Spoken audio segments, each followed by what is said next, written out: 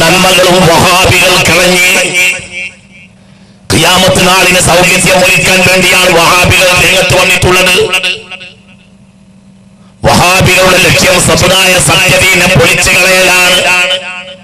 വഹാബികളെ പിൻപറ്റുന്നവർ പരാജയപ്പെടുന്നവർ പടുകുഴിയിലേക്കുള്ള യാത്രയിലാണ്. പുതിയ പുതിയ ശേഖരന്മാരെ അവരുടെ കൂട്ടത്തിൽ ഉണ്ടായിക്കൊണ്ടിരിക്കുന്നു. പേടിക്കണം. പഴയകാല ആലിമീങ്ങൾ അക്ഷരം പറഞ്ഞാൽ അടുത്ത അക്ഷരം ഇവരെ പറ്റി പറയുമായിരുന്നു. ഇടക്കാലത്ത് നമ്മുടെ പ്രബോധനങ്ങൾ, നമ്മുടെ ദീനീ ദഅവത്തുകൾ തന്നെ പരിഷ്കരിച്ചു പോയി. അപ്പോൾ ജനങ്ങൾക്ക് ഇതിൽ നിന്നും ഒരു വ്യത്യാസമില്ലാന്ന് ജനങ്ങൾക്ക് തോന്നിപ്പോയി. അള്ളാഹു നമ്മളെ കാത്തിരക്ഷിക്കട്ടെ. എല്ലാ നല്ലതിന്റെ കടക്കലും വഹാബികൾ കൊണ്ടുപോയി കോടാലി വെച്ച്. മരിച്ച വീട്ടിൽ ഒരാൾ മരിച്ചാൽ അത് കോലക്കൊച്ചിയിൽ മരിച്ചാലും മൂക്കടുത്ത് മരിച്ചാലും എവിടെ മരിച്ചാലും ഒരു മരിച്ചാൽ പാപ്പ മരിച്ച് രാത്രി 10 മണി 12 മണി നേരം വെളുത്ത് ഒരു ഷീറ്റത്തിന് വന്നൊരു ഷീറ്റൊക്കെ കിട്ടി, 2-3 ഷീറ്റുകളൊക്കെ കിട്ടി. നേരെ വാടക സ്റ്റോറിൽ പോയി ഒരു 100-150 സ്റ്റൂളൊക്കെ കൊണ്ടുവന്ന് നിരത്തി. പല ആളുകളും വരാനുണ്ട്. പത്രം വാങ്ങാത്ത വീടാണെങ്കിലും അന്നൊരു പത്രം വാങ്ങും. കാരണം കുറച്ച് മനുഷ്യന്മാർ വരുന്നുണ്ട്, വായിച്ചോട്ടെ. ഒരു പത്രം വാങ്ങുന്ന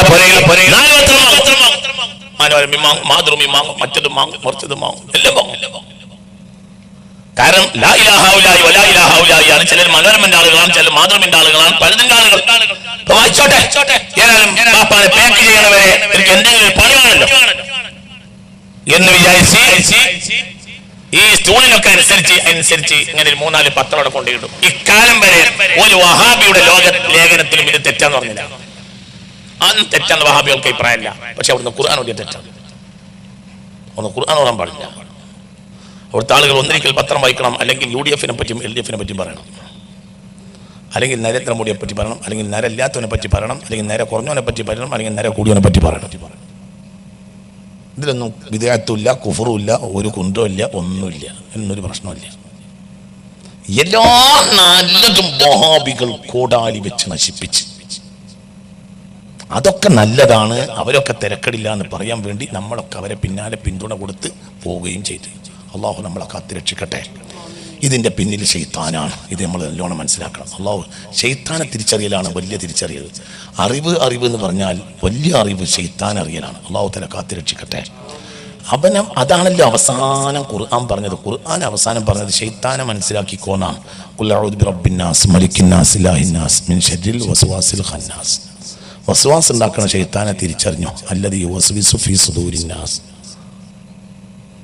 മിനൽ ജിന്നത്തി വന്നാസ്. പോണെങ്കിലും ഖുർആൻ പോയി. ഖുർആൻ അവസാനം പറഞ്ഞ വർത്താനം ഒന്നും തിരിഞ്ഞിട്ടില്ലെങ്കിലും ശൈത്താനെ മനസ്സിലാക്കിക്കോ, ഇവൻ എന്നെ പടുകുഴിയിൽ ചാടിക്കും എന്ന് പരിശുദ്ധ ഖുർആൻ. അള്ളാഹു നമ്മളെ കാത്തിരക്ഷിക്കട്ടെ. ഒന്നും തിരിയാത്തവനും ഒന്നും ഓതാത്തവനും സൂറത്തുന്നാസ് ഓതും. എളുപ്പമുണ്ട്, എളുപ്പമുള്ള സൂറത്തും, എളുപ്പമുള്ള സൂറത്തും. എന്തും ഒരു എളുപ്പമുള്ള സൂറത്താണ്. ആർക്കോടാ എളുപ്പമുള്ള സൂറത്താണ്. ചിന്തിക്കും. ഈ സൂറത്തിലും പറഞ്ഞത്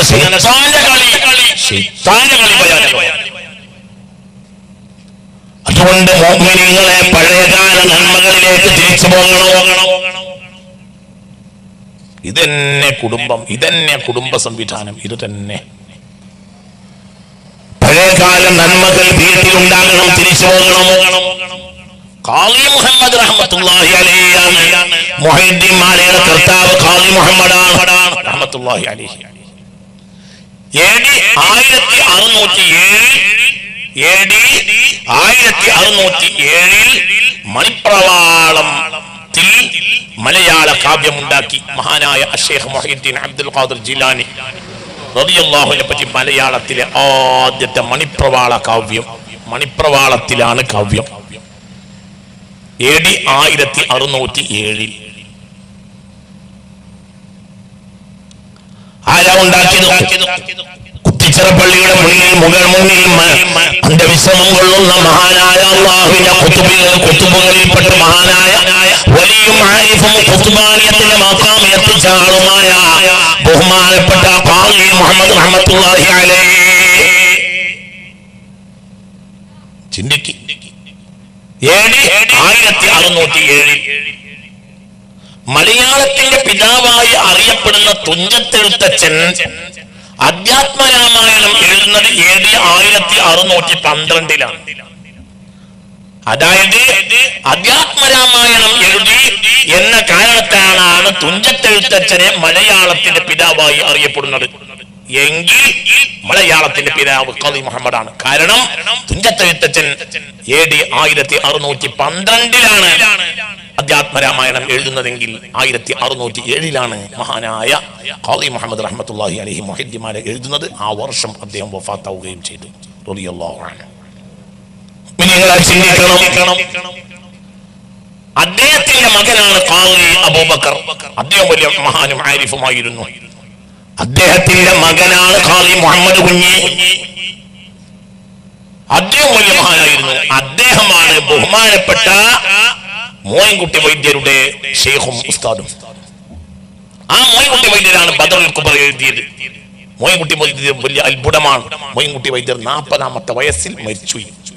40ാമത്തെ വയസ്സിൽ മരിച്ചുപോയി. മോയിൻകുട്ടി വൈദ്യർ 18 ഭാഷ അറിയും. 40ാമത്തെ വയസ്സിൽ മരിക്കുമ്പോൾ 18 ഭാഷ അറിയും.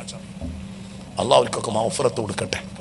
മനസ്സ് തുറന്ന് ആമീൻ പറയും. മനുഷ്യന്മാരെ, നമ്മൾ വിചാരിക്കുന്നുണ്ടോ നമുക്കാണ് വിവരം? എന്ത് വിവരം? എന്ത് വിവരം? ചിന്തിക്ക്. 40ാമത്തെ വയസ്സിൽ ബഹുമാനപ്പെട്ട മോയിൻകുട്ടി വൈദ്യരും മഹാകവി മോയിൻകുട്ടി വൈദ്യരും 40ാമത്തെ വയസ്സിൽ മരിച്ചു. അപ്പോഴത്തിന് എഴുതി തീർത്ത കാവ്യങ്ങൾ എത്രയാ! ബദറുൽ കുബ്ര, ഉഹദ്, പടപ്പാട്ട്, ഇതെല്ലാം എഴുതി. കാവ്യങ്ങൾ വേറെ എഴുതി, പലതും എഴുതി. നിങ്ങളെ ചിന്തിക്കണം. 18 ഭാഷ. കാരണം അവരുടെ ഉസ്താദ് അത്ര വലിയ ആരിഫാണ്. ഖാദി മുഹമ്മദ് കുഞ്ഞി. അവരുടെ ബാപ്പയാണ് ഖാദി ബഹുമാനപ്പെട്ട മഹാനായ ബഹുമാനപ്പെട്ട ഖാദി അബൂബക്കർ. അവരുടെ ബാപ്പയാണ് ഖാദി മുഹമ്മദ്. നൂറ്റാണ്ടുകളായി ഖാദിസ്ഥാനം കൈവശം വെക്കുന്ന കുടുംബമാണ്. വലിയ മഹാന്മാരാണ്. ബഹുമാനപ്പെട്ട ഖാദി മുഹമ്മദ് റഹ്മത്തുള്ളാഹി അലൈഹി കാലഘട്ടത്തിൽ ഖാദിയത്തിന്റെ ശൈഖായിരുന്നു. അപ്പോൾ സുദ്ദീഖീങ്ങളും ആരിഫീങ്ങളും സാലിഹീങ്ങളുമാണ് ബഹുമാനപ്പെട്ട മുഅ്മിനീങ്ങളെ ഇതിനൊക്കെ നേതൃത്വം നൽകിയത്. അത് വീട് വീടാണ്ട് ചൊല്ലുകയും പകർത്തുകയും ചെയ്യുന്ന സമ്പ്രദായം അച്ചടിയില്ല. പക്ഷേ അത് പകർത്തി എഴുതും. അക്കാലഘട്ടത്തിൽ മുഹീദ്ദിമാല കിട്ടാത്ത ആളുകളില്ല. മുഹീദ്ദിമാല ഒരു കാലഘട്ടത്തിലെ ജനങ്ങളെ ഈമാൻ നിയന്ത്രിച്ചു.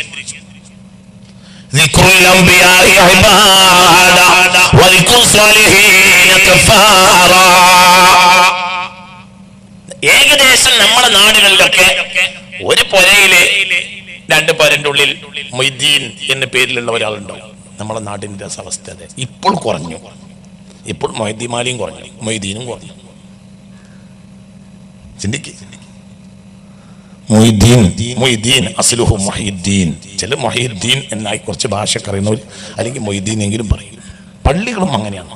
കോഴിക്കോട്ടെ ഏറ്റവും പ്രധാനപ്പെട്ട സുന്നി പള്ളി വഹാബികൾ കട്ടും മൊയ്തീൻ പള്ളിയാണ്. മൊയ്തീൻ പള്ളി ഒരിക്കലും വഹാബികൾക്ക് ഉണ്ടാവില്ല. കാരണം മൊയ്തീൻ ഷേഖിന്റെ അത്ര അവർക്ക് നന്നായൊരു സാധനം വേറെ ഇല്ല. ചിന്തിക്കുക. ഇതൊക്കെ ചിന്തിക്കണം. മൗസൂബായ പള്ളിയാണ്, പിടിച്ചുറച്ച പള്ളിയാണ്. വഹാബികൾ സുന്നികളെ എന്ന് പിടിച്ചുറച്ച പള്ളിയാണ്. നിസ്കരിച്ചാൽ പോലും അതിൽ കൂലിട്ടൂല. കാരണം മൗസൂബായ പള്ളിക്ക് ഇതിന്റെ ഹുക്കം കുറച്ച് ഗൗരവമാണ്. മൊയ്തീൻ പള്ളി നിസ്കരിക്കേണ്ടെന്നല്ല, വഹാബി നിസ്കരിച്ചാൽ കൂലിട്ടില്ല. സുന്നിക്ക് നിസ്കരിക്കാൻ സുന്നി മുതലാണ്. ചിന്തിക്കുക. കാരണം മുഹീദ്ദീൻ എന്ന നാമം തന്നെ വലിയ ഗൗരവമുള്ള നാമമാണ്. ആ കാലഘട്ടത്തിൽ ഇഷ്ടം പോലെ മുഹീദ്ദീൻ എന്ന പേരുള്ള ആളുകൾ ഉണ്ടായിരുന്നു. എന്തുകൊണ്ട് ഒരു ജനതയെ അത് സ്വാധീനിച്ചു?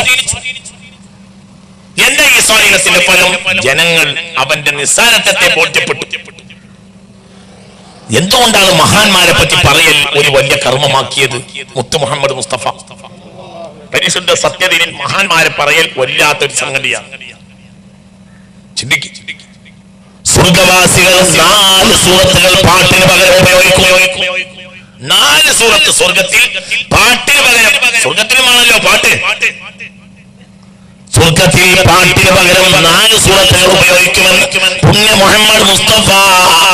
ഏതാ സൂറത്തുകൾ? ഒന്ന് സൂറത്ത് ത്വാഹ, ഒന്ന് സൂറത്ത് യാസീൻ, ഒന്ന് സൂറത്ത് മറിയം, ഒന്ന് സൂറത്ത് യൂസുഫ്. 4 സൂറത്താണ് സ്വർഗത്തിൽ പാട്ടിന് പകരം ഉപയോഗിക്കുന്നത്. അനവധി മുഹദ്ദിസീങ്ങൾ ഈ ഹദീസ് രേഖപ്പെടുത്തിയിട്ടുണ്ട്. എന്റെ വകയല്ല. ഒന്ന് സൂറത്തു ത്വാഹ, ഒന്ന് സൂറത്തു യാസീൻ. ത്വാഹ മിൻ അസ്മാഇ റസൂലില്ലാഹ്, യാസീൻ മിൻ അസ്മാഇ റസൂലില്ലാഹ്. അപ്പോൾ സ്വർഗത്തിലുള്ള ഓതണ 2 സൂറത്ത് റസൂലുള്ളാഹിന്റെ പേരിലാണ് സ്വല്ലല്ലാഹു അലൈഹി വസല്ലം. ഒന്ന് സൂറത്തു ത്വാഹ, ഒന്ന് സൂറത്തു യാസീൻ. താഹ സൂറത്താണ് മുത്ത് മുഹമ്മദ് മുസ്തഫാക്ക് അത്ഭുതകരമായി അല്ലാഹു തആല കൊടുത്ത ഒരു സൂറത്ത്. 114 ആയത്ത് ഒറ്റയടിക്കൽ കൊടുത്തിട്ട് സയ്യിദുനാ ജിബ്രീൽ പോയി അലൈഹിസ്സലാം. വർക്കപ്പറ സയ്യിദുനാ ജിബ്രീൽ ഒറ്റയടിക്കൽ കൊടുത്തു. 114-ാമത്തെ ആയത്തിലേക്ക് റസൂലാക്ക് ചെറിയൊരു കലക്ക്, ഒരു ചെറിയ ഒരു ഇൽത്തിറാബ്, ഒരു ചെറിയ ഒരു വിഷമം പോലെ റസൂലാക്ക് തോന്നി സ്വല്ലല്ലാഹു അലൈഹി വസല്ലം. 114 ആയത്ത് ഒറ്റയടിക്കാണ് കയറി മുത്തുനബിയുടെ കൽബിലേക്ക് സ്വല്ലല്ലാഹു അലൈഹി വസല്ലം. സാധാരണ 2 ആയത്ത്, 4 ആയത്ത്, 1 ആയത്ത്, 3 ആയത്ത്, 5 ആയത്ത്, ആദ്യം ഇറങ്ങിയത് 5 ആയത്ത്, ഇങ്ങനെയൊക്കെയുള്ള ശൈലിയാണ് മുത്തുനബിക്കുള്ള ആയത്ത് സ്വല്ലല്ലാഹു അലൈഹി വസല്ലം. ഇത് 114 ആയത്ത് ഒറ്റയടിക്ക് നുസൂലിൽ അത്ഭുതമാണ് സൂറത്ത് ത്വാഹ. 113-ാമത്തെ ആയത്തെത്തിയപ്പോഴത്തേക്ക് റസൂലുള്ളാഹിക്ക് പേടിയായി. അപ്പോൾ 114-ാമത്തെ ആയത്ത് 114-ാമത്തെ ആയത്ത് ത്വാഹ എടുത്തു നോക്ക്. 114-ാമത്തെ ആയത്ത് വഖുർ റബ്ബി സിദ്നി ഇൽമാ, വഖുർ റബ്ബി സിദ്നി ഇൽമാ. നബിയേ, ഇൽമിനെ പേടിക്കല്ല വേണ്ടത്, ഇൽമിനെ ഇനിയും ആഗ്രഹിക്കുകയാണ് നബിയെ എന്ന് പറഞ്ഞ് തിരിച്ചുപോയി സയ്യിദുനാ ജിബ്രീൽ. നുസൂലിൽ അത്ഭുതമാണ് ബഹുമാനപ്പെട്ട സൂറത്ത് ത്വാഹ. അത് മുത്തുനബിയുടെ പേരിലുമാണ്. മുത്ത് മുഹമ്മദ് മുസ്തഫ, വർക്കപ്പുറം മുത്ത് മുഹമ്മദ് മുസ്തഫ, മുത്ത് മുഹമ്മദ് മുസ്തഫ, പുണ്യ മുഹമ്മദ് മുസ്തഫ. റസൂലുള്ള മറക്കോ എന്നൊരു പേടിയായിരുന്നു റസൂലുള്ളാഹിക്ക്. ഞാനിത് മറക്കോ എന്നൊരു പേടിയായിരുന്നു. അതായത് ഇത്രയേറെ ആയത്തുകൾ ഒറ്റയടിക്ക് ഇങ്ങോട്ട് ഇറങ്ങിയാൽ ഞാനിത് മറന്നു പോകുമോ എന്ന് മുത്തുനബിക്ക് ഒരു പേടിയായിരുന്നു സ്വല്ലല്ലാഹു അലൈഹി വസല്ലം. മറന്നില്ല എന്ന് മാത്രമല്ല, മറക്കൂല എന്നുള്ള ആയത്ത് പോലും മരുന്നായി. എല്ലാ ദിവസവും സനുക്ക് നബിയോട് മുത്ത് മുഹമ്മദ് മുസ്തഫ സ്വല്ലല്ലാഹു അലൈഹി വസല്ലം തങ്ങൾക്ക് നിങ്ങൾ മറക്കൂല, നബിയെ താങ്കൾ മറക്കൂല, താങ്കൾ മറക്കൂല എന്നതിന് വേണ്ടി അല്ലാഹു വഹി അറിയിച്ച ആയത്താണ് സനുഖ്രിഉക ഫലാ തൻസാ, സനുഖ്രിഉക ഫലാ തൻസാ, സനുഖ്രിഉക ഫലാ തൻസാ. ഒരു ഫാത്തിഹ സൂറത്ത് ഓതി ഒരു സ്വലാത്തും ചൊല്ലി സനുഖ്രിഉക ഫലാ തൻസാ എന്ന ആയത്ത് 41 വട്ടം ഒരു ദിവസം ഒരാൾ ചൊല്ലിയാൽ അയാൾക്ക് ഇൽമിൽ മറവി ഉണ്ടാവില്ല. അതതിൻ്റെ ഫളിൽപ്പെട്ടതാണ്. അല്ലാഹു തആല തൗഫീഖ് തരട്ടെ. ചിന്തിക്ക്, ഉമ്മ അല്ലെങ്കിൽ ബാപ്പ കുട്ടിക്ക് വെള്ളം മന്ത്രിച്ചു കൊടുത്ത് കുട്ടിക്ക് പറഞ്ഞത് പഠിച്ചത് ഓർമ്മ കിട്ടുന്നില്ല. അപ്പോൾ ഒരു ഫാത്തിഹ ഓതി ഒരു സ്വലാത്തും ചൊല്ലി സനുഖ്രിഉക ഫലാ തൻസാ 41 വട്ടം സംസമിലേക്കോ മറ്റോ വെള്ളത്തിലേക്കോ ഓടിയിട്ട് കുട്ടിയെ സ്ഥിരമായി കുടിപ്പിച്ചാൽ, വെറും വയറ്റിൽ കുടിപ്പിച്ചാൽ ആ കുട്ടിക്ക് മറവി ഉണ്ടാവൂലാണ് ഇതിന്റെ ഫളായിലിൽ കാണാം. അല്ലാഹു നമുക്ക് നാഫിയ ഇൽമിനെ തരട്ടെ. ചുരുക്കത്തിൽ ഇതിന്റെ ബേസ് സൂറത്ത് ത്വാഹ, വഖുർ റബ്ബി സിദ്നി ഇൽമാ, വഖുർ റബ്ബി സിദ്നി ഇൽമാ. ഇതാണ് ത്വാഹ. യാസീനോ, യാസീൻ മിൻ അസ്മാഇ റസൂലില്ലാഹ്. ഇതിന്റെ പ്രത്യേകത കാരണം കാന നബി സല്ലല്ലാഹു അലൈഹി വസല്ലം യദൂ അലാ ഖിറാഅത്തി യാസീൻ സുബ്ഹാന വ മസാ. രാവിലെയും വൈകുന്നേരവും ഓരോ തവണ യാസീൻ ഓതൽ മുത്തുനബിയുടെ പതിവാണ് സല്ലല്ലാഹു അലൈഹി വസല്ലം. ദുറുൽ മൻസൂറിൽ ഹാഫിദ് ജലാലുദ്ദീൻ ഈ ഹദീസ് രേഖപ്പെടുത്തിയിട്ടുണ്ട്. ഹാക്കിം തന്റെ മുസ്തദറക്കിൽ ഈ ഹദീസ് രേഖപ്പെടുത്തിയിട്ടുണ്ട്. ബൈഹഖി ദലായിലിൽ ഈ ഹദീസ് രേഖപ്പെടുത്തിയിട്ടുണ്ട്. മുത്ത് മുഹമ്മദ് മുസ്തഫ كان النبي صلى الله عليه وسلم يدوم على قراءة ياسين صباحا ومساء. രാവിലെയും വൈകുന്നേരവും ഓരോ വട്ടം യാസീൻ ഓതൽ മുത്തുനബിയുടെ പതിവാണ്. മുത്ത് മുഹമ്മദ് മുസ്തഫ. പ്രത്യേകത ഇല്ലെങ്കിൽ അത് ചെയ്യുമോ? അപ്പൊ ഇതാണ് സ്വർഗത്തിലെ 2 സൂറത്തുകൾ. പിന്നെ ഒരു സൂറത്തിൽ ആ സൂറത്ത് മറിയം എന്നതാകട്ടെ മുത്തുനബിയുടെ ഭാര്യയുടെ പേരിലാണ്. മുത്ത് റസൂലുള്ളാഹിന്റെ ഭാര്യയാണ് മറിയം ബീബി റളിയല്ലാഹു അൻഹാ. ഹബീബാ നബിയുടെ ഭാര്യയുടെ പേരിലാണ് ഒരു സൂറത്ത്. അതും മഹാന്മാരെ പേരിലുള്ള അധ്യായമാണ് സ്വർഗത്തിൽ പോലും ചർച്ച. ഇത് പറയാനാണ് ഞാനിത് പറഞ്ഞത്. റസൂലുള്ളാഹിന്റെ ഭാര്യയല്ലേ മറിയം ബീബി റളിയല്ലാഹു അൻഹാ. യുസവ്വിജുനി റബ്ബി ആസിയ ബിൻത മുസാഹിം വമറിയം ബിൻത ഇമ്രാൻ എന്ന് മുത്ത് മുഹമ്മദ് മുസ്തഫ. ആസിയയെയും മറിയമിനെയും അല്ലാഹു എനിക്ക് കെട്ടിച്ചതരും സ്വർഗ്ഗത്തിൽ വെച്ച് മുത്ത് മുഹമ്മദ് മുസ്തഫ സല്ലല്ലാഹു അലൈഹി വസല്ലം. ഫിർഔന്റെ ഭാര്യയായിരുന്നു വലിയ മഹദിയായ ആസിയ റളിയല്ലാഹു അൻഹ. എന്നാൽ ആസിയയെ പ്രാപിക്കാൻ ഫിർഔന് കഴിഞ്ഞില്ല. ആസിയ സ്വാലിഹത്തായിരുന്നു. ആ സ്വാലിഹത്തിനെ പ്രാപിക്കാൻ തമ്മാടിയായ ഫിർഔന് കഴിഞ്ഞില്ല. ونجني من فرعون وعمله ونجني من القوم الظالمين ومريم ابنة عمران التي أحصنت فرجها ونفخنا فيه من روحنا وصدقت بكلمات ربها وكتبه وكانت من القانتين. مريم بيبي പറ്റി റളിയല്ലാഹു അൻഹ സൗജത്തു റസൂലില്ലാഹ്. വറക്കപ്പറ സൗജത്തു റസൂലില്ലാഹ്. അപ്പൊ റസൂലുള്ളാഹിന്റെ ഭാര്യയുടെ പേരിലാണ് ഏത് മറ്റൊരു സൂറത്ത്. പിന്നൊന്ന് യൂസുഫാണ്. യൂസുഫ് നബിയുടെ കാര്യം ഖുർആനിൽ അത്ഭുതമാണ്. ഒരു മനുഷ്യന്റെ താരീഖ് ബാല്യം മുതൽ യൗവനം മുതൽ കൗമാരം, ബാല്യം, യൗവനം, വാർദ്ധക്യം എന്നിങ്ങനെ കൃത്യമായി പറയുന്ന ഒരു ശൈലി ഖുർആനിന് ഇല്ല. ഖുർആൻ ഒരു ഫിലോസഫി, ഒരു തത്വം പറയുമ്പോൾ ഒരു ചരിത്രത്തിൽ നിന്ന് ഒരു കഷ്ണം എടുത്ത് അവിടെ വെക്കും. ഇതാണ് ഖുർആന്റെ പൊതു രീതി. അല്ലാതെ ചരിത്രങ്ങൾ ഇങ്ങനെ കൃത്യമായി പറയുന്ന ഒരു ശൈലി ഖുർആനിലില്ല. എന്നാൽ ചരിത്രമല്ലേ ഉണ്ട്. ചരിത്രം ഖുർആൻ പറയുന്ന തത്വത്തിനെ ഉപോത്ബലമാക്കുന്ന കാര്യങ്ങളാണ്. അത് ഇടക്കിടക്ക് കയറ്റും. അതെവിടെ ഉണ്ടാവും? അത് പ്രത്യക്ഷത്തിൽ കാണുന്നവൻ പോലും അത്ഭുതപ്പെടുമ്പോൾ എന്തിനാ ഈ ചരിത്രം വന്നു? يقولون أئنا لمردودون في الحافرة أإذا كنا عظاما نخرة قالوا تلك إذا كرة خاسرة فإنما هي شجرة واحدة فإذا هم بالساهرة. ഖിയാമത്ത് നാളിനെ പറ്റിയുള്ള ചർച്ചയും ഫഇദാഹും ബിസ്സാഹിറ എന്ന് പറയുമ്പോൾ മഹ്ശറ വൻസഭയുമാണ്. മഹ്ശറാണ്. പക്ഷെ പിന്നെ പറയുന്ന ആയത്ത് ഹൽ അതാക ഹദീസു മൂസാ ഇദ് നാദാഹു റബ്ബുഹു ബിൽ വാദിൽ മുഖദ്ദസി തുവാ ഇദ്ഹബ് ഇലാ ഫിർഔന ഇന്നഹു തുഗാ. എന്നിട്ട് അത് പറഞ്ഞിട്ട് ആ ചരിത്രം പൂർത്തിയാക്കിയില്ല. പിന്നെ ഫിർഔനെ പറ്റി പറഞ്ഞ് ഫിർഔൻ ചാവുന്നത് പറഞ്ഞിട്ട് അടുത്ത് പറയുന്ന വർത്തമാനം അൻതും അശദ്ദു ഖൽഖൻ അമിസ് സമാഉ ബനാഹാ, വേറെ വർത്തമാനമാണ്. അപ്പോൾ ഖുർആൻ ഇങ്ങനെ ഒരു മനുഷ്യന്റെ ചരിത്രം മൊത്തം ഇങ്ങനെ കാര്യം, ബാല്യം, കൗമാരം, യൗവനം ഇങ്ങനെ പറയുന്ന ശൈലി ഖുർആനില്ല. ഏതൊഴിച്ച് ഇല്ല യൂസുഫ്. ഉറക്കെ പറ, വെറുതെ അലൈഹിസ്സലാം സയ്യിദുനാ യൂസുഫ്. അത് അത്ഭുതമാണ്. യൂസുഫ് നബിയുടെ കഥ ഒരു അത്ഭുതമാണ്. ഖുർആനിൽ യൂസുഫ് നബിയെ പറ്റി വല്ലാത്ത അത്ഭുതം. ഇങ്ങനെ ഒരു ചരിത്രം ഖുർആനിൽ പറയാൻ കഴിയില്ല. الكريم ابن الكريم ابن الكريم ابن الكريم يوسف بن يعقوب بن إسحاق بن إبراهيم قال رسول الله. ബഹുമാന്യന്റെ മകൻ, ബഹുമാന്യന്റെ മകൻ, ബഹുമാന്യന്റെ മകൻ, ബഹുമാന്യൻ യൂസുഫ് ബിൻ യാഖൂബ് ബിൻ ഇസ്ഹാഖ് ബിൻ ഇബ്രാഹിം എന്ന് മുത്തനബി പറഞ്ഞു. ബഹുമാന്യന്റെ മകൻ, ബഹുമാന്യന്റെ മകൻ, ബഹുമാന്യന്റെ മകൻ, ബഹുമാന്യൻ എന്ന് മുത്ത റസൂൽ സല്ലല്ലാഹു അലൈഹി വസല്ലം. അത്രയും വലിയ ബഹുമാന്യനാണ് സയ്യിദുനാ യൂസുഫ്. ലോകത്ത് നബിമാരുടെയൊക്കെ ഖബറുകൾ അങ്ങിങ്ങായി കാണാം. യൂസുഫ് നബിയുടെ ഖബർ കാണൂല. എന്തുകൊണ്ട്? യൂസുഫ് നബിയുടെ ഖബർ പുറത്തില്ല. ഖബറിന് പ്രത്യേകത ഉണ്ടോ എന്ന് ചോദിച്ചു നടക്കുന്ന കുറച്ച് വിഡ്ഢികൾ നമ്മുടെ നാട്ടിലുണ്ട്. ഖബറിനോട് പ്രത്യേകത. മുഅ്മിനാണെങ്കിൽ ഖബറിനോട് പ്രത്യേകത. മുഅ്മിനിന് എന്തിനും പ്രത്യേകത. മുഅ്മിനാണെങ്കിൽ മുഅ്മിൻ അല്ലാഹുവിന്റെ രഹസ്യമാണ്. മുഅ്മിന്റെ മുഖത്തെ ഇത്തഖു ഫിറാസത്തൽ മുഅ്മിനി ഫഇന്നഹു യൻദുറു മിൻ നൂരില്ലാഹ്. മുഅ്മിന്റെ മുഖകാന്തി പോലും അല്ലാഹുവിന്റെ രഹസ്യമാണ് എന്ന് മുത്ത് മുഹമ്മദ് മുസ്തഫ. അല്ലാഹു നമുക്ക് നാഫിയ ഇൽമിനെ തരട്ടെ. മുഅ്മിൻ ഒക്കെ അത്ഭുത, എല്ലാം അത്ഭുത. മുഅ്മിൻ മൊത്തം അത്ഭുത.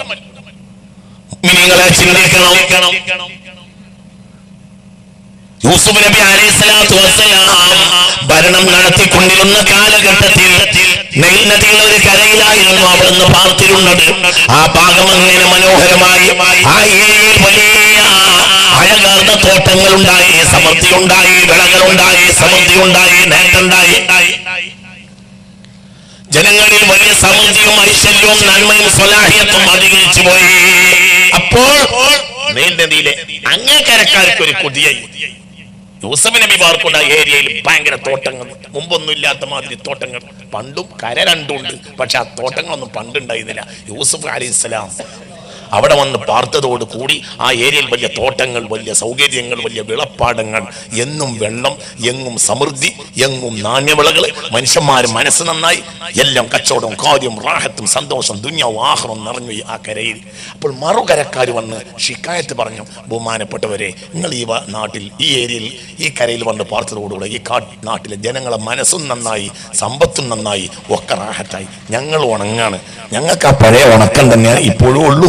അതുകൊണ്ട് നിങ്ങൾ ഞങ്ങളെ നാട്ടിൽ വന്നൊന്ന് പാർത്താൽ ഇതുപോലെ ഇവിടെ ഏതായാലും നിറഞ്ഞിട്ടുണ്ട് എമ്പാടും, ഞങ്ങൾ അക്കരയിലൊന്ന് വന്ന് പാർക്കി. ഞങ്ങളും നിങ്ങളെ കീഴിലുള്ള ആളുകൾ തന്നെയല്ലേ, ഞങ്ങൾക്കൊരു ഹക്കില്ലേ, ഞങ്ങൾക്ക് നിങ്ങളെ കിട്ടേണ്ട ഒരു അവകാശമല്ലേ, അതുകൊണ്ട് നിങ്ങൾ ഞങ്ങളുടെ കരയിലൊന്ന് പാർക്കണമെന്ന് പറഞ്ഞ ആ നാട്ടുകാരെ അങ്ങനെ അവരുടെ ആവശ്യം പരിഗണിച്ചു നബിയുല്ലാഹി യൂസുഫ് അലൈഹിസ്സലാം അങ്ങനെ മറുകരയിൽ ഒരു വീട് വെച്ച് മറുകരയിൽ പാർത്തു നബിയുല്ലാഹി യൂസുഫ് ഫഖാമ ബിഹാ 10 സനവാത്. അവിടെ പാർത്ത് 10 കൊല്ലാണ്. മറുകരയിൽ പോയി പാർത്തത് 10 കൊല്ലമാണ് നബിയുല്ലാഹി യൂസുഫ് അലൈഹിസ്സലാം. ഫമാത ലമ്മാ കാന ഫീഹിം, ബഹുമാന ഫലം അവരെ കൂട്ടത്തിൽ പാർത്തുകൊണ്ടിരിക്കുമ്പോൾ വഫാത്തായി സയ്യിദുനാ യൂസുഫ് അലൈഹിസ്സലാം. അപ്പോഴത്തിന് ആ നാട് പച്ചപിടിച്ച് നല്ല തോട്ടമായി, നല്ല വിളവുകളായി, നല്ല സമൃദ്ധമായി, ചോലയായി, വെള്ളായി, വലിയ റാഹത്തായി, മനുഷ്യന്മാരും നന്നായി, എല്ലാം റാഹത്തായി. അപ്പോൾ നൈൽ നദിയുടെ അങ്ങേക്കരയും നന്നായി, നൈൽ നദിയുടെ ഇങ്ങേക്കരയും നന്നായി. യൂസുഫ് നബി വഫാത്തായി. അപ്പോൾ പ്രശ്നം ഉണ്ടായി. എന്താ പ്രശ്നം? ഖബറുമൽ പ്രശ്നം. അവസാനം പാർത്ത ആ കരയിൽ വെച്ചാണ് വഫാത്തായത്. അപ്പോൾ ഖബർ കുഴിച്ചു ആ നാട്ടുകാർ. അപ്പോൾ മറ്റേ കരക്കാർ വന്ന് തടഞ്ഞ്, നിങ്ങളങ്ങനെ ഖബർ കുഴിക്കണത് എങ്ങനെയാ? നമ്മളാള് തൽക്കാലം നിങ്ങളെ നാട്ടിൽ നിങ്ങളൊന്ന് നന്നായിക്കോട്ടെ വിചാരിച്ച് വന്നതാണ്, നാളെ നമ്മളാളാണ്. അതുകൊണ്ട് നിങ്ങൾ പറ്റ ഉണങ്ങിയ കൂട്ടരാണ് നിങ്ങൾ, അതൊന്ന് നന്നായിക്കോട്ടെ എന്ന് വിചാരിച്ച് ഞങ്ങൾ അന്ന് അങ്ങനെ സൗകര്യം ചെയ്തു എന്ന് വിചാരിച്ചിട്ട് നിങ്ങൾ അങ്ങനെ ആളാവല്ലി എന്ന് പറഞ്ഞ് കൈക്കോട്ടിന് പിടിച്ച് മറ്റേ നാട്ടുകാർ വന്നിട്ട് അങ്ങേ കരക്കാർ. അപ്പൊ ഇവര് പറഞ്ഞ് ഞങ്ങൾക്കാണ് തൗഫീഖ്, ഞങ്ങളെ നാട്ടിൽ പാർക്കുമ്പോഴാണ് മരിച്ചത്, അതുകൊണ്ട് ഖബറിന്റെ അവകാശികൾ ഞങ്ങളാണ്. അപ്പോൾ മറ്റൊരു പറഞ്ഞു, അല്ല, ഏറ്റവും കൂടുതൽ പാർത്തത് ഞങ്ങളെ നാട്ടിലാണ്, അതുകൊണ്ട് ഞങ്ങളെ കരയിലാണ് അവകാശം, ഖബറിന്റെ അവകാശം അവിടെയാണ്. അല്ല, ഖബറിന്റെ അവകാശം ഇവിടെയാണ്. അല്ല, ഖബർ അവിടെയാണ്. അല്ല, ഖബർ ഇവിടെയാണ്. ഖബർ ഇവിടെ തന്നെ ആവണം, മറ്റൊരു കൂടൂല. അല്ല, ഞങ്ങൾ കൊടുക്കൂല. തർക്കായി. ഫഖാദു അൻ യഖ്തതിലു, അവർ പരസ്പരം കൊല്ലാൻ വേണ്ടി വാളൊരു ഓങ്ങിയ. അക്കാലത്ത് മിസ്റിലെ ഹുക്കമാവ്, വലിയ വലിയ തത്വജ്ഞാനികൾ മധ്യസ്ഥതയ്ക്ക് ഇറങ്ങി. രണ്ട് കൂട്ടരോടും മധ്യസ്ഥത പറഞ്ഞു, ഒന്ന് പിടി, മറ്റോടത്ത് ഖബറായിക്കോട്ടെ, നിങ്ങൾക്കും സിയാറത്തിന് വരാലോ. അല്ല, നടക്കൂല, ഞങ്ങളെ നാട്ടിൽ തന്നെ വേണം. ആ ഖബറുള്ള ഏരിയക്ക് ഒരു ബർക്കത്തുണ്ടാവും, ഞങ്ങളെ നാട്ടിൽ വേണം. രണ്ടു കൂട്ടരും അരതറാക്ക് വിട്ടില്ല. രണ്ടു കൂട്ടരും പറഞ്ഞു, ഞങ്ങളെ നാട്ടിൽ വേണം, ഞങ്ങളെ നാട്ടിൽ വേണം. അങ്ങനെ വാശി പിടിച്ചു. അവസാനം മധ്യസ്ഥന്മാരിൽ തീരുമാനമെടുത്ത് നൈൽ നദിയുടെ ഒരു കരയിൽ നിന്ന് മറ്റേ കരയിലേക്ക് ഒരു കയറ് പിടിക്കുക.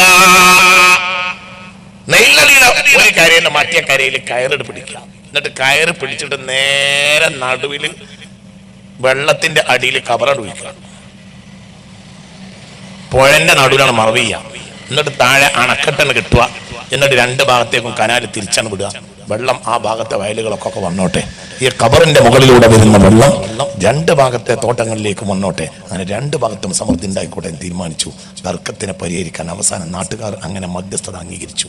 അങ്ങനെ നൈൽ നദിയുടെ നടുവിലാണ് ബഹുമാനപ്പെട്ട സയ്യിദുനാ യൂസുഫ് അലൈഹിസ്സലാം. ഒരു മനുഷ്യൻ മഹാനായാൽ ഖബറിന് വരെ മനുഷ്യന്മാര് പിടുത്തം കൂടും. ഇതൊക്കെ ദീനല്ലേ? ഇതൊക്കെ സത്യല്ലേ? ചിന്തിക്ക്. അങ്ങനെയുള്ള മഹാനാണ് നബിയുല്ലാഹി യൂസുഫ് അലൈഹിസ്സലാം. ഇവരുടെ കഥയാണുള്ള ആ അധ്യായം. ഇതാ ചുരുക്കത്തിൽ 3 മഹാന്മാരുടെ പേരിലുള്ള 4 അധ്യായം.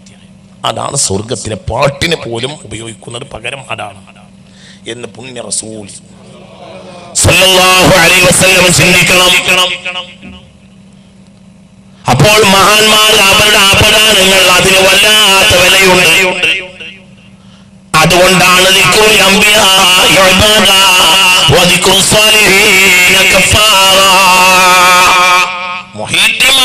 നമ്മുടെ നാട്ടിലെ മനുഷ്യ ഹൃദയങ്ങളിൽ ചെലുത്തിയ സ്വാധീനം വളരെ വലുതാണ്. അത് മനുഷ്യനെ നന്നാക്കി 2 നിലക്ക്. നന്നാക്കി. ഒന്ന്, മനുഷ്യനെ കൂടുതൽ നന്മ ചെയ്യാൻ പ്രേരിപ്പിച്ചു. രണ്ട്, മനുഷ്യന് സ്വന്തം ഞാൻ മോശക്കാരനാണെന്ന് തോന്നിപ്പിച്ചു. അനുവാചകന് ഞാൻ മോശപ്പെട്ടവനാണെന്ന് തോന്നുക എന്നത് തന്നെ തസ്കിയത്തിന്റെ ഭാഗമാണ്. നല്ല വേറും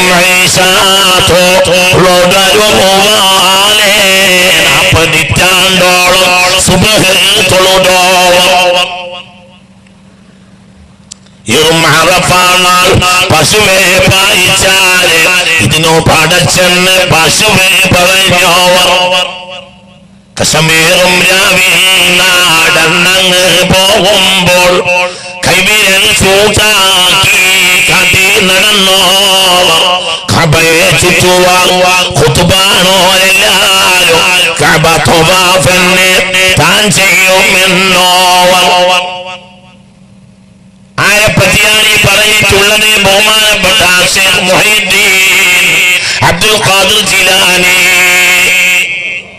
ബഹുമാനപ്പെട്ടവര്, എന്തിനും മനുഷ്യനിൽ ചെലുത്തുന്ന സ്വാധീനം വളരെ വലുതാണ്. ഒരു വരി കേട്ടോളി. നല്ല വേറും തൊഴുതൊരുളുവാലേ നാപ്പാതിറ്റാണ്ടോളം സുബ്ഹ് തൊഴുതോവർ.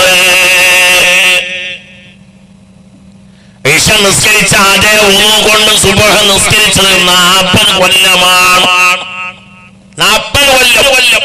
ഒരു മനുഷ്യൻ ഇശ നിസ്കരിച്ച ഉളു കൊണ്ട് സുബ്ഹ് നിസ്കരിച്ചു 40 കൊല്ലം. ഇമാം മനാവി റളിയല്ലാഹു അൻഹുവിന്റെ തബഖാത്തിലുണ്ട് ഈ സംഭവം. താരീഖുകളിലൊക്കെ ഇത് സംഭവം കാണാം. കാന യുസല്ലി സുബ്ഹ ബി വുളൂഇൽ ഇശാഇ 40 സന. അല്ലാഹു അവരെ പിൻപറ്റുന്ന മുഅ്മിനീങ്ങൾ ഞങ്ങളെ ഉൾപ്പെടുത്തണമേ അല്ലാഹ്. അല്ലാഹുവേ തൗഫീഖ് തരണമേ അല്ലാഹ്. മനുഷ്യന്മാരെ നമ്മൾ ചിന്തിക്കാത്തത് എന്തേ? എന്താണ് മനുഷ്യ ചിന്തിക്കാത്തത്? മുഹീദ്ദീന്മാരുടെ വീടുകളിൽ ചെലുത്തിയ സ്വാധീനം വളരെ വലുതായിരുന്നു. ഒരു മനുഷ്യന്റെ കഥയാണ് ഈ മനുഷ്യൻ. നബിയാണോ? അല്ല. പക്ഷേ അല്ലാഹുവിന്റെ തഖവ്വുബ് കാരണമായി, അല്ലാഹുവിനും അല്ലാഹുവിന്റെ റസൂലിന്റെ ഇഷ്കിലും കാരണമായി ആ മനുഷ്യനെ അല്ലാഹു രാത്രി ഹയാത്താക്കാനുള്ള തൗഫീഖ് നൽകി. കാന യുസല്ലി സുബ്ഹ ഫി വുളൂഇൽ ഇശാഇ 40 സന. ഇശ നിസ്കരിച്ച ഉളു കൊണ്ട് സുബ്ഹ് നിസ്കരിച്ച 40 കൊല്ലാണ്. അപ്പോൾ ഉറങ്ങിയിട്ടില്ല. ഉറങ്ങിയിട്ട് തന്നെയല്ല, കാരണം ഉറങ്ങിയ ഉളു പോയി. 40 കൊല്ലം ഉറങ്ങിയിട്ടില്ല. 40 കൊല്ലം ഉറങ്ങിയിട്ടില്ല. താരീഖ് മുഴുവൻ രേഖപ്പെടുത്തിയിട്ടുണ്ട്. നുണയല്ല. മുഅ്മിനീങ്ങളെ ചിന്തിക്കണം. ഇത് പാരായണം ചെയ്യുന്ന മനുഷ്യൻ ചിന്തിച്ചു പോകും, പടച്ചതമ്പുരാനെ എനിക്ക് സുബ്ഹ് എത്ര നഷ്ടപ്പെട്ടു പോയി, ഞാൻ എത്ര കിട്ടിയാൽ. ഇത് മനുഷ്യനെ നന്നാക്കും. ഒരു മനുഷ്യൻ ഇശ നിസ്കരിച്ച ഉളു കൊണ്ട് സുബ്ഹ് നിസ്കരിക്കാൻ ഉറങ്ങിയിട്ടില്ല. ഇത് ഓതുന്ന മനുഷ്യൻ തോന്നും, പടച്ചവനെ ഞാൻ മോശപ്പെട്ടവനായല്ലോ. ഒരു മനുഷ്യൻ മോശപ്പെട്ടവനാണെന്ന് അവന് തോന്നിയാൽ തന്നെ നന്നാവും.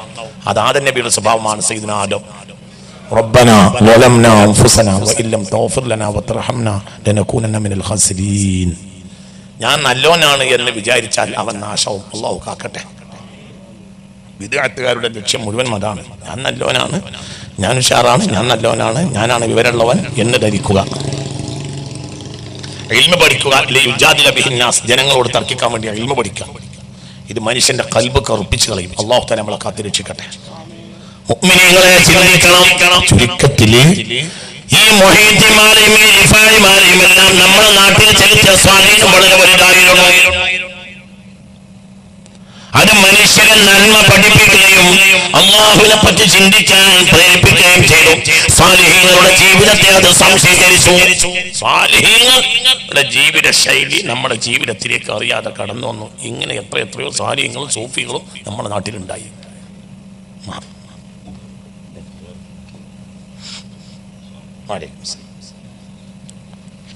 മുഅ്മിനീങ്ങൾ വളരെ ചിന്തിക്കണം. പടച്ചതമ്പുരാൻ നമുക്ക് തൗഫീഖ് തരട്ടെ. മനസ്സ് തുറന്ന ആമീൻ പറയും. അല്ലാഹു തആല തൗഫീഖ് തരട്ടെ. മനുഷ്യൻ ചിന്തിക്കണം. മനുഷ്യനെ അട്ടിമറിക്കാണ്, ദീനിനെ അട്ടിമറിക്കാനുള്ള ശ്രമമാണ് ബിദ്അത്തിന്റെ കക്ഷികൾ അന്നും ഇന്നും നടന്നുകൊണ്ടിരിക്കുന്നത്. വളരെ ചിന്തിക്കണം. ഇന്നിപ്പോൾ എല്ലാവരും യോജിച്ചും ഒറ്റക്കെട്ടായും പോകണമെന്ന് പറയുന്നു. നല്ലതാണ്, ഒറ്റക്കെട്ടും യോജിപ്പും ഒക്കെ തന്നെയായിട്ട് പോകണം. അതേ സമയത്ത് ബിദ്അത്താണെന്ന് മനസ്സിലാക്കണം. ബിദ്അത്തിനോട് താദാത്മ്യപ്പെടരുത്. ബിദ്അത്തിനോട് താദാത്മ്യപ്പെട്ടാൽ ദീൻ നഷ്ടപ്പെട്ടു പോകും. അല്ലാഹു നമ്മളെ കാത്തിരക്ഷിക്കട്ടെ. മുഅ്മിനെ ചിന്തിക്കണം. മഹാന്മാരെ ജീവിതത്തിലേക്ക് കൊണ്ടുവന്ന ദീനുണ്ടാകും. അതാണ് മാലകളുടെയും മൗലിദുകളുടെയും അടിസ്ഥാനം. നിങ്ങൾ ചിന്തിക്കുകയും ബഹുമാനപ്പെട്ട ഈ ഉമ്മത്തിലുള്ള മഹാനായിരുന്ന ശംസുൽ ഉലമാ റഹിമഹുല്ലാഹ് മഹാന്മാരുടെ പല മൗലിദുകളും എഴുതിയതായി കാണാം. ഒന്ന് ബഹുമാനപ്പെട്ട മുത്തുപേട്ട വഫാത്തായി കിടക്കുന്ന സുൽത്താനുൽ ഹുക്കമാ ദാവൂദുൽ ഹക്കീം റളിയല്ലാഹു അൻഹു, അല്ലാഹുവിന്റെ ദറജ ഏറ്റി കൊടുക്കട്ടെ. ചിന്തിക്ക്, മുത്തുപേട്ട ദാവൂദുൽ ഹക്കീമിന്റെ തലഭാഗത്ത് ഖബറിന്റെ തലഭാഗത്ത് ഇപ്പോഴും അത് കാണാം. അവിടുത്തെ ഏകദേശ മുഖ്യാളികളിൽ മുഴുവനും മഹാനായ ശംസുൽ ഉലമാ റഹിമഹുല്ലാഹ് അവന് ബഹുമാനപ്പെട്ടവര് ദാവൂദുൽ ഹക്കീമിനെ പറ്റി എഴുതിയ മൗലിദ് കാവ്യം കാണാം. ബഹുമാനപ്പെട്ട ദാവൂദ്, കാരണം എന്താ ദാവൂദുൽ ഹക്കീം ബഹുമാനപ്പെട്ട മഹാനായ സയ്യിദ്ന മൂസ നബി അലൈഹി സ്വലാത്തു വസ്സലാമിന്റെ കാലഘട്ടത്തിലെ ആളായിട്ട് ചരിത്രം രേഖപ്പെടുത്തുന്നു. അദ്ദേഹം യാത്ര ചെയ്ത് ഇന്ത്യയിലെത്തിയതാണ്. മുഅ്മിനീങ്ങളെ ചിന്തിക്കണം, അല്ലാഹുവിന്റെ സത്യദീൻ വളരെ ഗൗരവമായി മുഅ്മിനീങ്ങളെ മനസ്സിലാക്കണം. ബഹുമാനപ്പെട്ട ദാവൂദുൽ ഹക്കീമിനെ പറ്റി കവിത എഴുതി മൗലിദ് എഴുതി ബഹുമാനപ്പെട്ട ശംസുൽ ഉലമാ റഹിമഹുല്ലാഹ് മറ്റൊരു മൗലിദ് എഴുതിയത് മഹാനായ സുൽത്താനുൽ ഹിന്ദ് ഖാജ മുഈനുദ്ദീൻ ചിശ്തി അജ്മീരി റളിയല്ലാഹു അൻഹുവിനെ പറ്റിയാണ്. ബഹുമാനപ്പെട്ട സുൽത്താനുൽ ഹിന്ദ് ഖാജ അവരുടെ പ്രത്യേകത എന്താ? അവർ ഇന്ത്യയിൽ വന്നപ്പോൾ 90 ലക്ഷം ആളുകൾ ഇസ്ലാമിലായി. 90 ലക്ഷം ആളുകളാണ് സത്യദീനിന്റെ പ്രകാശം സ്വീകരിച്ചുകൊണ്ട് വന്നത്. 90 ലക്ഷം ആളുകൾ അല്ലാഹുവിന്റെ ദീനിലേക്ക് കയറി വന്നു. ആര് വന്നപ്പോൾ? ഖാജ വന്നപ്പോൾ. ഈ മഹാന്മാരെ അപദാനങ്ങൾ വീടാന്തരം ചൊല്ലുകയും പറയുകയും ചെയ്യുന്ന ശൈലി ഉണ്ടായി. അപ്പോൾ സ്വാഭാവികമായും ജനങ്ങൾക്ക് മാറ്റമുണ്ടായി. ചിന്തിക്ക്, പരിശുദ്ധ ഖുർആൻ എടുത്ത് പരിശോധിച്ചു നോക്കിയാലും മഹാന്മാരായ സ്വാലിഹീങ്ങൾ അമ്പിയാക്കന്മാരുടെ കഥകൾ അനവധിയാ. എണ്ണി അമ്പിയാക്കന്മാരെ കഥ ഇങ്ങനെ ഖുർആൻ അടിക്കടി പറഞ്ഞിട്ടുണ്ട്. എന്തുകൊണ്ട്? واذكر في الكتاب مريم واذكر في الكتاب إدريس. മഹാനായ ഇദ്രീസ് നബിയുടെ കഥ കാണാം. ബഹുമാനപ്പെട്ട സക്കരിയ നബിയുടെ കഥ കാണാം. മഹാനായ സയ്യിദ്ന യഹ്യ അലൈഹിസ്സലാത്തു വസ്സലാമിന്റെ കഥ കാണാം. ബഹുമാനപ്പെട്ട സയ്യിദ്ന ഹൂദ്, സയ്യിദ്ന സ്വാലിഹ്, സയ്യിദ്ന ദാവൂദ്, സയ്യിദ്ന സുലൈമാൻ, ഇവരെല്ലാം കഥ പരിശുദ്ധ ഖുർആൻ എണ്ണി പറഞ്ഞിട്ടുണ്ട്. എന്താ ലക്ഷ്യം? മനുഷ്യന്റെ ഖൽബ് നന്നാക്കുക. മഹാന്മാരുടെ അപദാനങ്ങൾ വളരെ ചിന്തിക്കണം. മുഅ്മിനീങ്ങളെ, അപദാനങ്ങൾ മനസ്സിലാക്കിയാൽ അതനുസരിച്ച് മനുഷ്യന്റെ ഖൽബിൽ വ്യത്യാസമുണ്ടാവും. അപ്പോൾ മഹാന്മാരെ മനസ്സിലാക്കുക എന്നൊരു കാലഘട്ടത്തിൽ ആവശ്യമാണ്. എന്ന ഖൽബ് നന്നാവും, അല്ലാഹുവിലേക്ക് മനുഷ്യൻ മടങ്ങും. അല്ലാഹു നമുക്ക് തൗഫീഖ് തരട്ടെ. ഇതൊക്കെ ഇന്ന് മെല്ലെ മെല്ലെ മെല്ലെ മെല്ലെ നാട് നീങ്ങിക്കൊണ്ടിരിക്കുകയാണ്. പുരാന്റെ പരിശുദ്ധ സത്യദീനിന്റെ അടിത്തറ ഇതാ നാട്ടിൽ നിന്ന് മെല്ലെ മെല്ലെ നീങ്ങിക്കൊണ്ടിരിക്കുന്നു. വീടുകളിൽ ഇസ്ലാമിയത്ത് നിഷേധിച്ചില്ലാതെ നീങ്ങിക്കൊണ്ടിരിക്കുന്നു. വീടുകളിൽ നിന്ന് ഇസ്ലാമിയത്ത് മറഞ്ഞുകൊണ്ടിരിക്കുന്നു. സിനിമകളും നാടകങ്ങളും ഇന്ന് വീട്ടിൽ അധികരിച്ചു. നിങ്ങൾ ചിന്തിക്കുക, പ്രിയപ്പെട്ട സഹോദര സഹോദരി, നീ മനസ്സിലാക്കി, അവനവൻ കാണുന്നതും അവനവൻ കേൾക്കുന്നതും മനുഷ്യനെ വല്ലാതെ സ്വാധീനിക്കും. മനുഷ്യനെ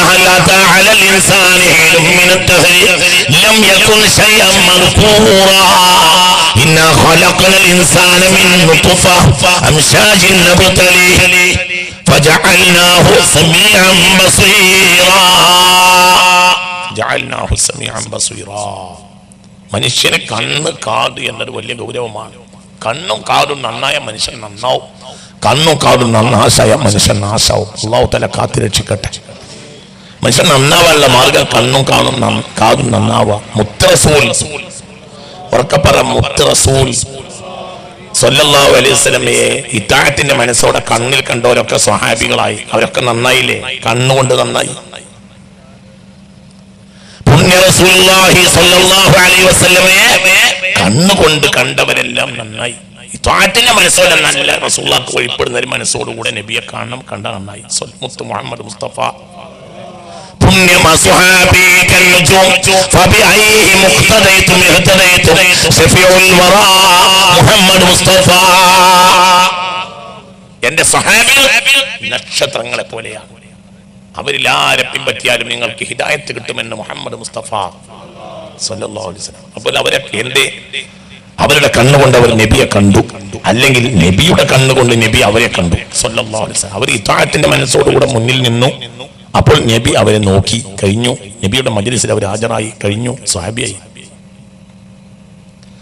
സ്വഹാബി ആരാണ്? സ്വഹാബിയെ പിൻപറ്റിയാൽ പോലും ഹിദായത്ത് ഉറപ്പാണെന്ന് ഹബീബായ മുഹമ്മദ് മുസ്തഫ. അപ്പോൾ അവരെങ്ങനെ നന്നായി? അവർ കണ്ണുകൊണ്ട് നന്നായി. നബിയുടെ കണ്ണുകൊണ്ട് അവരെ നോക്കി. അവർ നബിയുടെ മജ്ലിസിൽ ഹാജരായി. നന്നായി. ചിന്തിക്ക്. فجعلناه سميعا بصيرا فجعلناه سميعا بصيرا. ഒരു കൂട്ടർ കണ്ണുകൊണ്ടെന്നായി, ഒരു കൂട്ടർ ചെവി കൊണ്ടെന്നായി. ഏതാ ചെവി? കണ്ണുകൊണ്ട് കണ്ടില്ല, പക്ഷെ ചെവി കൊണ്ട് കേട്ടു. നബി സല്ലല്ലാഹു അലൈഹി വസല്ലം നമ്മൾ കണ്ണുകൊണ്ട് കണ്ടില്ല, പക്ഷെ ചെവി കൊണ്ട് കേട്ടു. ചിന്തിക്ക്. ബഹുമാനപ്പെട്ട സുദ്ദീഖുൽ അക്ബർ കണ്ണുകൊണ്ട് കണ്ടില്ല, ചെവി കൊണ്ട് കേട്ട്. കണ്ണുകൊണ്ട് കണ്ടാൽ ഖൽബ് നന്നാവും, കാണേണ്ട പോലെ കണ്ടാൽ ഖൽബ് നന്നാവും. ചെവി കൊണ്ട് കേൾക്കുന്നത് പോലെ കേട്ടാലും ഖൽബ് നന്നാവും. തൗഫീഖ് തരട്ടെ. ഉറക്കപ്പറ അല്ലാഹു തൗഫീഖ് തരട്ടെ. കണ്ടവരൊക്കെ നന്നായി. ഒരു കൂട്ടര്, ആ കാലക്കാര്, പിന്നീടുള്ളവർക്ക് കാണാൻ കഴിഞ്ഞില്ല. അപ്പോൾ ചെവി കൊണ്ട് മൗലിദ് ഓതി, വായോണ്ട് മൗലിദ് ഓതി, ചെവി കൊണ്ട് കേട്ടു. അപ്പോൾ കേട്ടവര് നന്നായി. അല്ലാഹു തൗഫീഖ് തരട്ടെ. ചിന്തിക്ക്. ഇതന്നെയാണ് അതിന്റെ മനഃശാസ്ത്രം. ഒന്നിരിക്കൽ കണ്ണുകൊണ്ട് കാണണം, അല്ലെങ്കിൽ ചെവി കൊണ്ട് കേൾക്കണം. അതേ സമയത്ത് സിനിമയും നാടകവും തോന്നിയാസവും ഡാൻസും എല്ലാ വൃത്തികേടും വീടായ വീട് മുഴുവൻ നിറച്ച് തമാടികളെയും മുഴുവൻ വീടുകളിൽ ഇന്നത്തെ ഉപകരണത്തിലൂടെ ക്ഷണിച്ചു വരുത്തി മനുഷ്യന്റെ വീട് നാശമായി, വീട്ടിന്റെ അകത്തളം നാശമായി. പടച്ചോൻ കാത്തിരക്ഷിക്കട്ടെ. മുഅ്മിനീങ്ങൾ ചിന്തിക്കണം, മുഅ്മിനീങ്ങൾ മനസ്സിലാക്കണം. അല്ലാഹു നമുക്ക് നാഫിയായ ഇൽമിനെ തരട്ടെ. മുഅ്മിനീങ്ങളെ ഇത് തമാശ പറയല്ല, ചിന്തിക്ക്. ഒരു കാലഘട്ടത്തിൽ മനുഷ്യന് അക്ഷാമിക്കൽ വിവരങ്ങളില്ല, പക്ഷെ ആവറേജ് മനുഷ്യന് സാധ്യതയുണ്ട്. കാണേണ്ടവരെ കണ്ട്, കേൾക്കേണ്ടവരെ കേട്ട്. ഇന്ന് കാണേണ്ടവരെ കാണുന്നും ഇല്ല, കേൾക്കേണ്ടവരെ കേൾക്കുന്നും ഇല്ല. പിന്നെ കാണാൻ പാടില്ലാത്തവരെ കാണുന്നു, കേൾക്കാൻ പാടില്ലാത്തവരെ കേൾക്കുന്നു. പടച്ചോൻ കാത്തിരക്ഷിക്കട്ടെ. അല്ലാഹു കാക്കട്ടെ.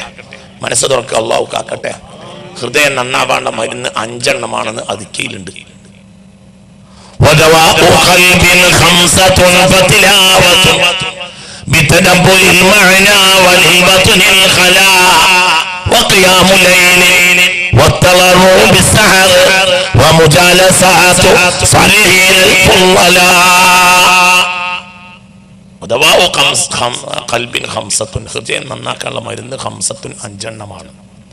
فتلاوة بتدبر المعنى. ഒന്ന് ഖുർആൻ ഓതുക തന്നെ. വയറിനെ കാലിയാക്കുക തന്നെ. എപ്പോഴും ഖുർആനോട് 2 വയറ് കാലിയാക്കുക. 3 രാത്രിയിൽ തഹജ്ജുദ് നിസ്കരിക്കുക. 5 കാര്യം കൊണ്ട് മനുഷ്യൻ നന്നായി തീരും.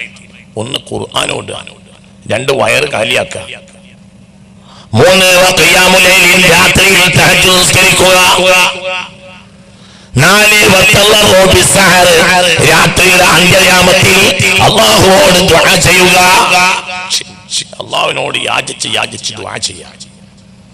അതാ 4. 5-ാമത്തെ കാര്യം എന്താ? 5 അഞ്ചാമത്തെ കാര്യം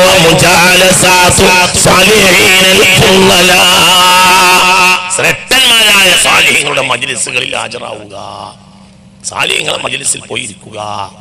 അപ്പോൾ കേൾക്കേണ്ടവരെ കേൾക്കുക, കാണേണ്ടവരെ കാണുക.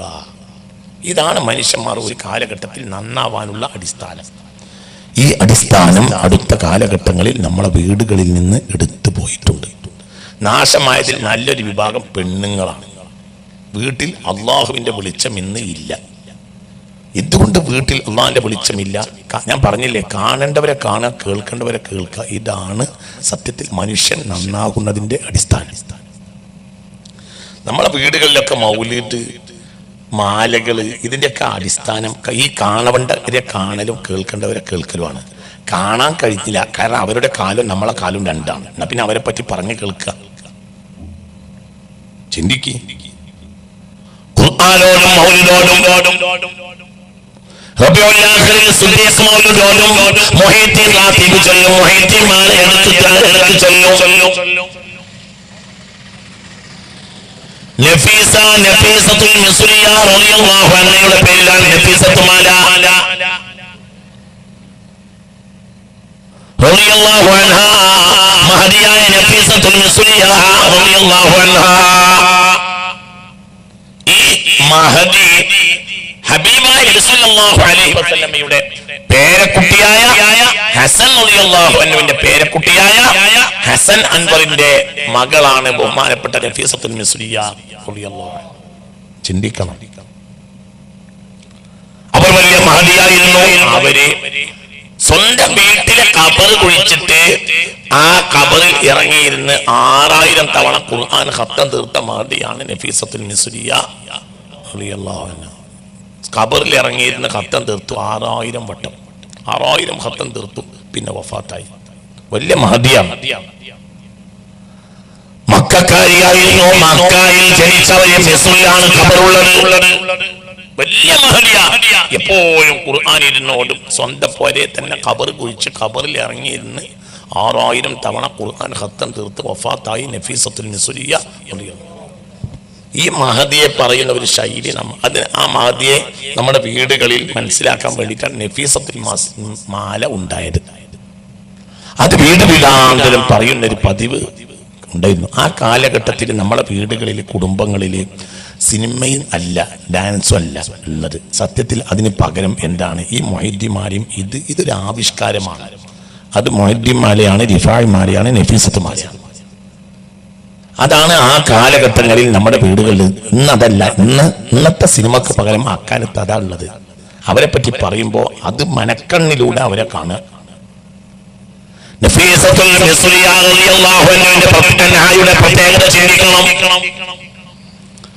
കേരള പട്ടണത്തിന്റെ പരിസരത്ത് എവിടെ ഒരാൾ മരിച്ചാലും ആ മഹദിയുടെ ഖബറിന്റെ അടുത്ത് കൊണ്ടുവന്നിട്ട് ആ മയ്യത്ത് നിസ്കരിക്കുക. ആ മയ്യത്ത് നിസ്കാരത്തിന് പ്രത്യേകതയുണ്ട് എന്ന് കൈറോ നിവാസികൾ പഴയ കാലം മുതലേ വിശ്വസിച്ചിരുന്നു. റസൂലുള്ളാഹിന്റെ പേരക്കുട്ടിയായ ഹസൻ റളിയല്ലാഹുവിന്റെ പേരക്കുട്ടിയായ ഹസൻ സാനിയുടെ മകളാണ് ബഹുമാനപ്പെട്ട നഫീസത്തുൽ മിസ്രിയ റളിയല്ലാഹു അൻഹ. അങ്ങനെ ചിന്തിക്കുക. അതോടുകൂടെ പ്രസവിക്കാൻ നേരം വൈകിയാൽ അവരുടെ ഈ മാലപ്പാട്ട് പാടും. നഫീസ എന്ന പേരുള്ള ഒരുപാട് പെണ്ണുങ്ങൾ ആ കാലഘട്ടത്തിൽ നമ്മുടെ വീടുകളിൽ ഉണ്ടായിരുന്നു. നഫീസ എന്ന പേരുള്ള ഇഷ്ടം പോലെ പെണ്ണുങ്ങൾ നമ്മുടെ നാടുകളിൽ ഉണ്ടായിരുന്നു. ഇന്നിപ്പോൾ ഒരു 40 വയസ്സിന്റെ താഴെയുള്ള ഒരാൾക്ക് നഫീസ എന്ന പേരിലുള്ള ഒരു മകൾ ഉണ്ടാവാൻ സാധ്യതയില്ല. പഴയ തലമുറയിലൊക്കെ ഉണ്ടെങ്കിൽ ഉണ്ടാവും. ഒരു 40 വയസ്സിന്റെ താഴെ നഫീസ എന്ന പേരിൽ നമ്മുടെ നാട്ടിൽ ഒരു പെണ്ണുണ്ടാവാൻ സാധ്യത ഇല്ല എന്നാണ് എൻ്റെ അഭിപ്രായം. ഉണ്ടെങ്കിൽ ആർക്കെങ്കിലും കൈ പൊക്കാം. എൻ്റെ പേരിൽ ഉണ്ട് എന്ന് പറയാൻ ആർക്കെങ്കിലും ഉണ്ടെങ്കിൽ കൈ പൊക്കാം. ചിന്തിക്കും. ഉണ്ടെങ്കിൽ അങ്ങനെ കൈ പൊക്കാം. നമ്മളെ സ്വാധീനമാണ് ഞാൻ ഈ പറയുന്നത്. അവനവൻ കേൾക്കുന്നതിനെ അവനവൻ സ്വാധീനിക്കും. ഇത് നമ്മൾ വളരെ ഗൗരവമായി ചിന്തിക്കണം.